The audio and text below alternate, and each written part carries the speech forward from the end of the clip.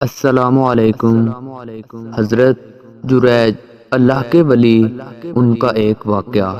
حضرت ابو ہریرہ رضی اللہ تعالی عنہ سے روایت ہے کہ ان حضرت صلی اللہ علیہ وسلم نے فرمایا، بنی اسرائیل میں ایک عابد جس کا نام جریج تھا، اس نے عبادت کے لیے ایک معبد خانہ تعمیر کیا ہوا تھا۔ ایک دن وہ نماز پڑھ رہا تھا کہ اس کی والدہ نے آ کر اس کو آواز دی، اے جریج مجھ سے کلام کر۔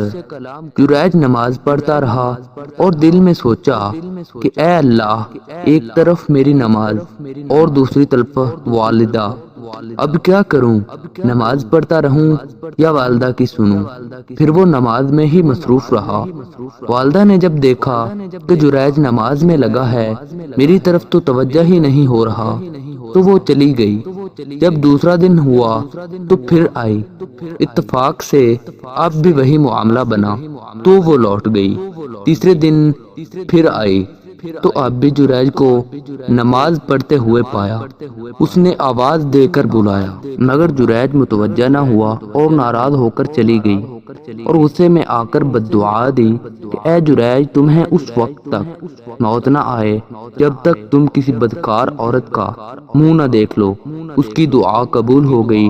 اس کی تعمیل یوں ہوئی کہ ایک دن جریج عبادت میں مصروف تھا کہ ان کی قوم میں سے ایک بری عورت اس کے پاس آئی اور اپنے ساتھ بدکاری کروانے کا جریج سکھا، مگر اس نے انکار کر دیا۔ وہ چلی گئی اور ایک چرواہے سے جا کر اپنی خواہش پوری کی، جس سے وہ حاملہ ہو گئی۔ تو پھر جب اس نے بچہ جنا تو قوم نے پوچھا یہ کس کا ہے؟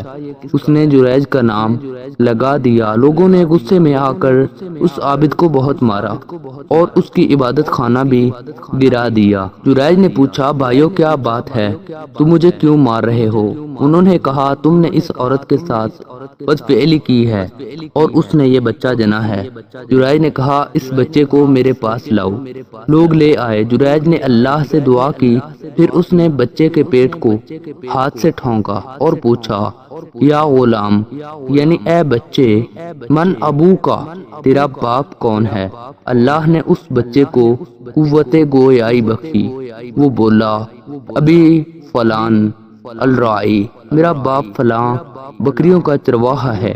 جریج کی یہ کرامت دیکھ کر لوگ بہت شرمندہ ہوئے اور جریج سے معافی مانگی۔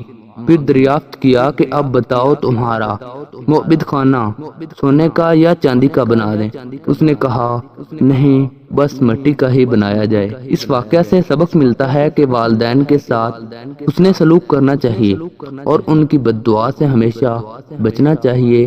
یہ بھی یاد رہے کہ اگر والدین اللہ اور اس کے رسول صلی اللہ علیہ وسلم کی نافرمانی کا کہیں تو پھر ان کی نافرمانی جائز ہوگی۔